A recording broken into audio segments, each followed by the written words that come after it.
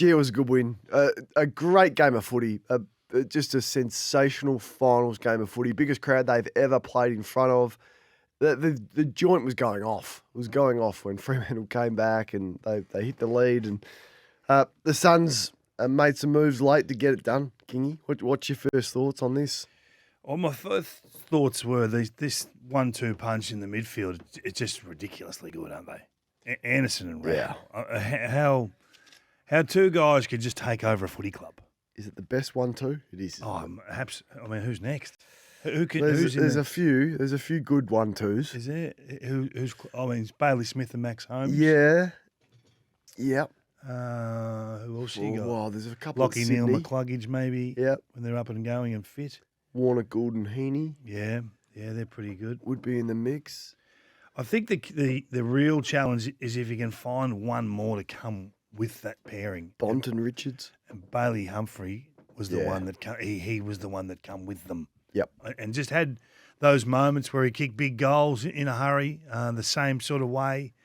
You know, the forward 50 ground ball stuff, the contest work was just terrific. And in the end, that was probably the difference in the game. They got it in quick, they challenged them, and then they went to work at ground level. So if you're a back six, you should normally get enough support, extra midfielders floating back, and you win contest because you outnumber. They lost contest, Freo, in their D50.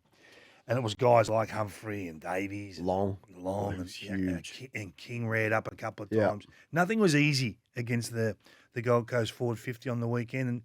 And full credit to them. I thought they were terrific. Yeah, no, they were so tough. And well, you just question whether they were going to be able to stand up to this occasion. And not only did they stand up, they were challenged and then they stood up and they fought back. Yeah, I just thought it was. I mean, their back six was rock solid as well. Ewan's a serious player. Collins does what he does. Will Powell, honestly, let's start giving him some love because I just thought he was unbelievable. He had some huge moments late. A couple of spoils on Shea Bolton late. Will Powell, he's an absolute gun. So, can they? I mean, this is an interesting one on Saturday night. What do you think? I love their motto or their mindset, their mantra. All gas, no brakes. All gas, no brakes. We're going at you. We're coming fast. And we're not holding back. And that was evident even when you probably thought, gee, they could take some time off the clock here. Maybe they could slow the game. They've lost the hand a little bit here. Maybe they could. No, all gas, no brakes. Yep. We're coming at you. We're coming at you. And we're gonna challenge. So, of course, they can really put it to the Brisbane Lions. Yep. They're a difficult matchup, and with no Lockie Neal there's some vulnerabilities in the middle. There's a template being put to Damien Hardwick. I know he's not a tagging type coach, but if you really want to put some time into McCluggage, maybe you can get a job done there. If you've got someone diligent enough to do it, and maybe you can get under the skin of Cam Rayner. Maybe there's an opportunity for you to do something with a Powell type if he wants to be that antagonistic type player. I was nervous that Swallows, what looked to be his last game, was going to be his most horrific moment of his career when he ran through the middle and half panicked and just dump kicked it. Yep. Cost them the goal, surrendered the lead. So I was thrilled for him to get the opportunity to correct that moments later. But I just want to talk about, we talked about the selection of this guy on Friday. Yeah. What can it do? I think we saw what it can do with the emotional side of the other connection. Yeah, I thought we had some excellent selections from coaches across the board that perhaps you question. I thought the Weddle pick from Mitchell, we'll get to that shortly, was really important. The Swallow one, I wouldn't have picked him, but clearly they knew how important that was, and didn't he flush it? It's as good a moment as you'll see this year. Yeah. Those coaches that know their players and know their teams absolutely nailed it. Mac Andrew, did he just take off on his own? No. Do you think that? Followed his man down. Do you think his call though? So that's a heads up play from a young player to do that. Yeah, I would think most key defenders would know if your man goes forward, and it's going to be Tracy. You know that. It is interesting. So can we do the flip side of the coin for a sec? You finish your Well, he didn't know what Tracy didn't know what he's doing. Like, has he ever been like? How often has he been in that position himself? You want to make sure that you've got the right one going behind the ball. is Tracy the right one? Because he was all at sea, really. Well, my view is he's the right one, but when he goes behind the ball, it's not to defend. So if his man comes with him, you send another to guard you send them McAndrew. all back. So you're loose is Tracy. As soon as he's manned up, he's not your loose. So I think that they missed a trick there in not rolling another back to keep them with what they'd planned. They're loose. You're in control of that as a senior coach. If strategically you're ready to go and that's well planned and has been practiced and rehearsed, that doesn't happen. He doesn't really have to defend the player. He defends every ball. Shouldn't have to worry about an opponent. So that was an error for me. And Tracy's a good discussion, right? Tracy versus McAndrew. I think McAndrew's been gettable over the last few weeks as a defender. He was only targeted 4 times in the forward 50 on the weekend. He did most of his work, most of his damage up the field. They had 60 inside 50s or 59 inside 50s. So why wouldn't you be maximising that or cashing in on that? So there's a few things that were head scratches from a Freo point of view. Free tools doesn't work. I'm telling you, it just doesn't work. Free tall, particularly in finals, does not work. Look at the tall forwards and the influence that they had in the first week of finals. So it's just not built finals for tall forwards. So don't have 3 of them. Amos gets subbed out. It just does not work. When you say it doesn't work. Yeah, okay. It's probably never been. They've never hit the scoreboard historically ever. All 3 tall forwards in any final series really. But when you need to go long down the line or surge the ball forward, you need tall representation. Yeah. They don't necessarily mark it, but they do bring it to ground. Yeah, but Amos isn't going to give you that. Like he's not that long down the line target. He's your lead up, nice footballer. He's not going to be your contest bash and crash down the line. You've got Jackson, you've got Tracy, you've got Darcy there for that kick, that get out kick that you're talking about.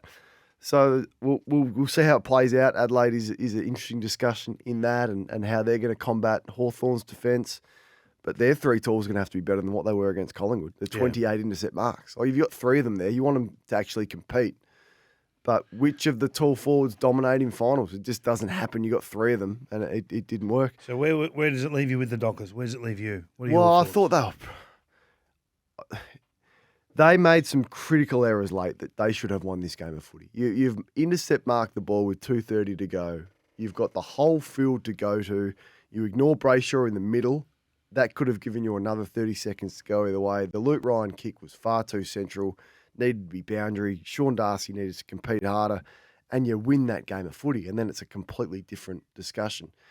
To your point, they were too safe early. Very safe. So way too safe. And then when they get 23 down, then the handbrake comes off, and they forward handball through the middle of the ground, and they take a few more risks. Brayshaw was important in that. So that needs to happen earlier. There's no doubt about that. So I'll say it again. All gas, no brakes versus safe.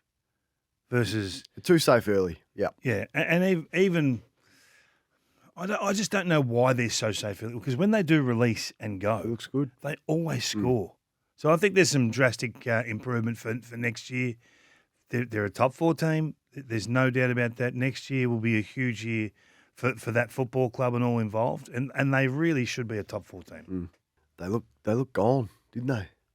They kicked the first goal of the last quarter, the Giants, all the momentum with the wind. I thought they were done. Yeah, it was a fascinating game. It was amazing. And two sides that can really bring it and shift and change in game. And maybe that's the coaching. Maybe Kingsley versus Mitchell had more say than we give it credit for. The Hawks back 6. It does at times. I know they had the vulnerable moments, that 20 minutes in the middle, but they just look bulletproof, don't they? Yeah, like they do. One off season, 72 entries they defended, and they've corrected it in. The gamble to get battle and embarrass and have that return immediately when Scrimshaw's in good form and Sicily, Hardwick doing what Hardwick was terrific. Gee, they're going to be hard to roll. They're going to be hard to roll for the Adelaide Crows next week. Well, I think that's why it's a better matchup for Hawthorn, because Adelaide's midfield without Rankin. Last time these 2 teams met, it was Rankin. It was Rankin's couple of minutes of changed the game. Yeah.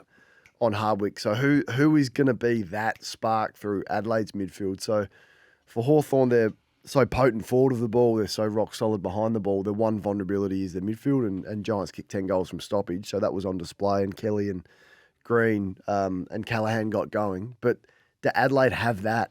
Who's Adelaide's Green, Callahan, and Kelly to change the game when he came on? So Dawson's there, but Sligo going to do it? Wouldn't have thought so. Well, Peatling, not sure. Yeah, it's more that I think it's a good manner. matchup for them in the midfield. Yeah, more the manner of the way that it happened. So the ability to take the ball, I keep talking about this, from inside to out. Yeah, but who's going to do that for Adelaide? Well, it doesn't. If you can get your hands on the ball, you'll be able to get it to the outside. I'm not sure they got the speed. The speed. I'm not sure Adelaide have the speed through the midfield to be able to do Did the what? Giants get them with speed, do you think? On the outside, yeah. Well, once you get to the outside, yeah. But the game's easy once you've got to the outside. I think that I think they can. I certainly think they can. They've had a pretty good year, the Crows. I do think that Mitchell will be worried because in that 12 clearance patch, they kicked 5 goals too.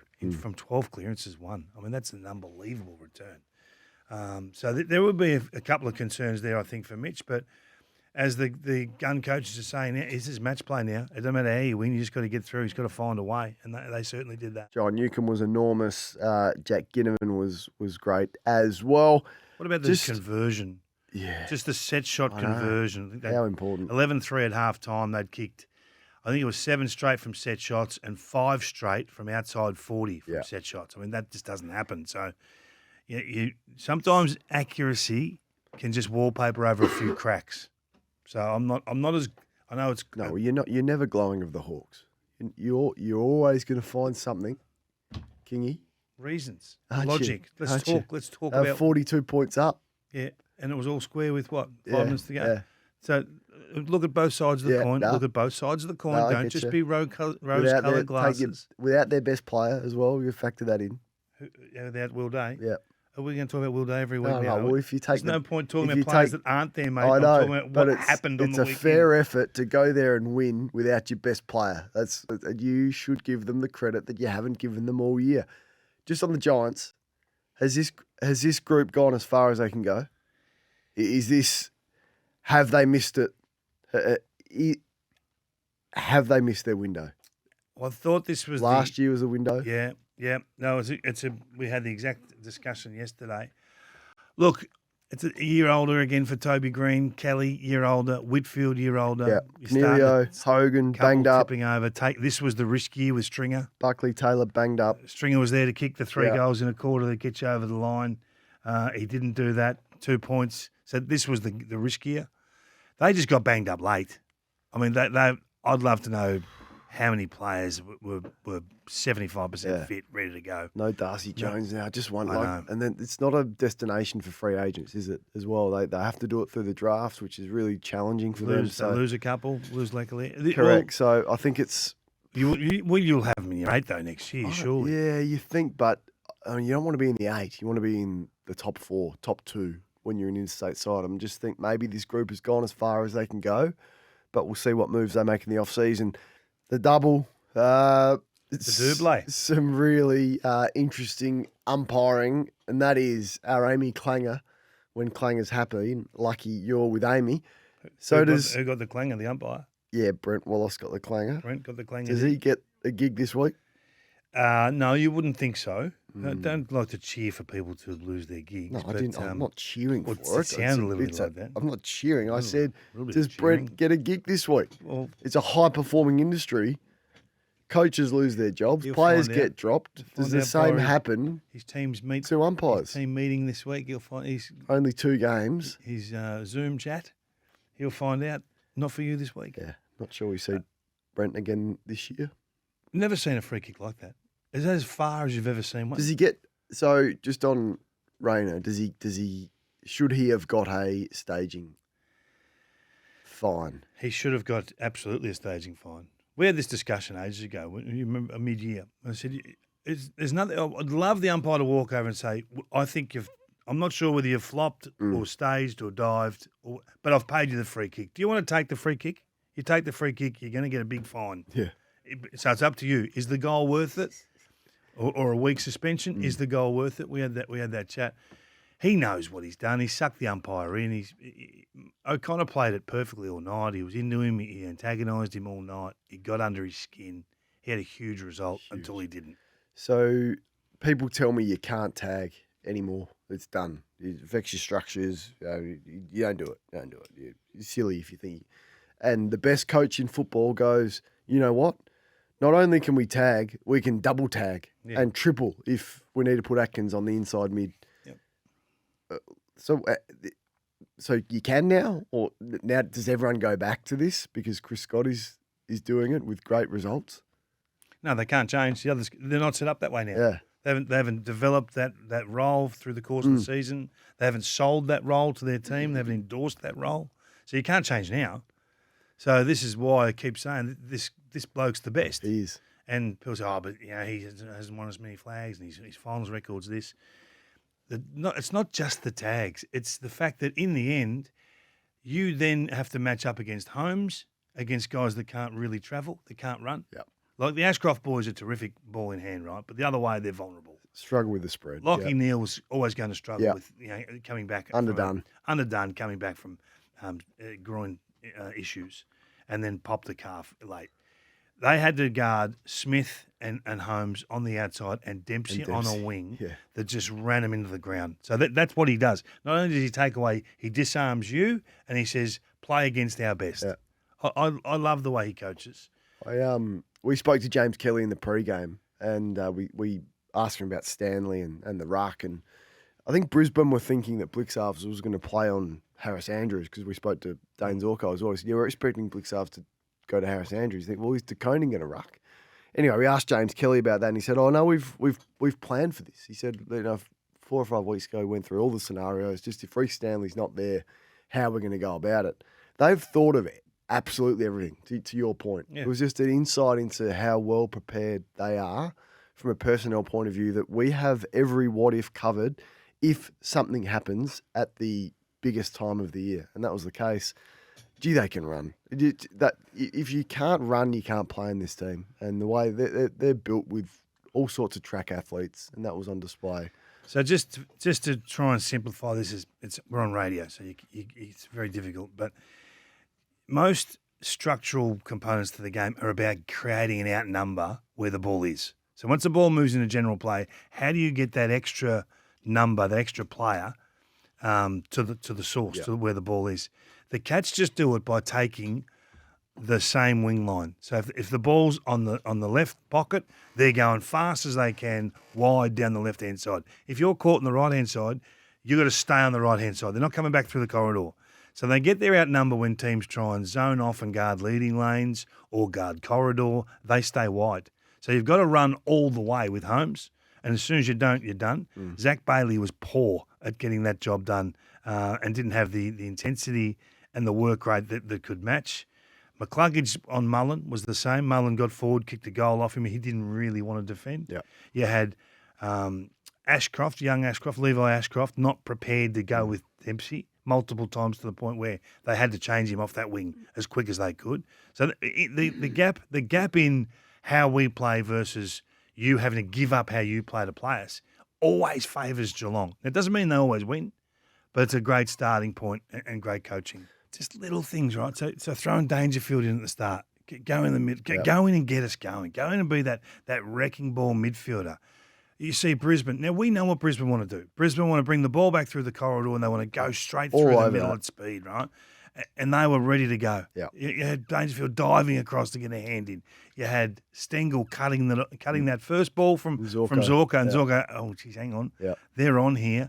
Maybe I can't be as creative as what I've been the last few weeks. So little moments that give you great reward on the scoreboard. And to be fair, at halftime, if those free kicks hadn't have been paid, All over. they would have been on about 5 goals. It was a smashing. It was It really was. Lockie Neal did his calf after coming back from a quad injury, so real concerns there for him at his age when those soft tissue injuries start recurring. That looked like a nasty one. He's done for the year. Eric Hipwood won't return. And the battle scars for a number of seasons of long campaigns and shorter pre-seasons now really affecting the health of the group. Can you play Charlie Cameron? Well, not after. Well, you can. You have to find a new role for him then. Well, Chris is very loyal to his players, and I have spoken about this a lot.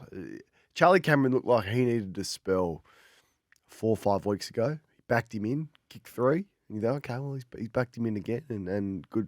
But some of his body language, and Dern was hot on this during the call, non-competitive. Non-competitive for Charlie Cameron. Poor body language. And, yeah, so he's a huge issue for them. Yeah. But he won't drop him. So you got to move him. You got to challenge him. Where? Well, maybe high half forward or get him up the field, get him involved. He's too good a player, really, to not be touching the ball. What do you have? He had one kick. One kick. Yep. Like, come on. And some horrible efforts. Yeah, so I want him around the ball more. I want him to start with the mentality of 5 run-down tackles. That's what all we need you to do, and everything you do offensively after that is a bonus. They got to now put the game in the hands of Cam Rayner. He needs to go into the midfield now without Lockie Neal and go and be a difference maker. Because he can do that. I thought he was stuck forward for a large chunk. Forward a lot. I know. That's a win, isn't it? Like Chris going, well, this is perfect. Yeah, we're tagging him and he's not touching He's it. on the goal line. He's on the goal line. He's pushing and shoving with one of our defenders who really is not a major component for us. McCluggage was well clamped. You can't win every battle, right? But so we give him an off one. But I just think the competition's working out that you can get the Ashcroft boys the other way, and they've got a challenge on their hands now to show that's not the case. The Rayner vision that you wanted to discuss. Yeah, well, we've gone to all sorts of lengths to just try and eradicate umpire dissent. Is it only after a free kick? Is that the only time we kick in with that? Is it only when we're talking about giving 50-metre penalties after a decision's been made? Are you allowed to really get into the face of an umpire and almost walk them off their line? I just think you thought it was intimidating. I did. I think it was a young man standing over an umpire. I don't think it's a great look for our code. I don't see anything in terms of whether Chriso's taken any action or not. But if I were Chriso, I would be ringing the Brisbane Lions and saying, hey, that doesn't happen again, because that's a bad look for our code, and it will go to lesser. So for those that missed it, just sort of explain to them what you.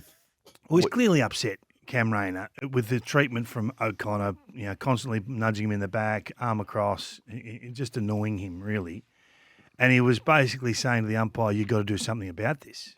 But he was wandering across in a manner that, to me, is intimidating the umpire. Into his face, all that sort of. Now, people are saying you're way off the mark, and that's fine. But we've taken all sorts of extreme measures to taking umpire dissent off the table.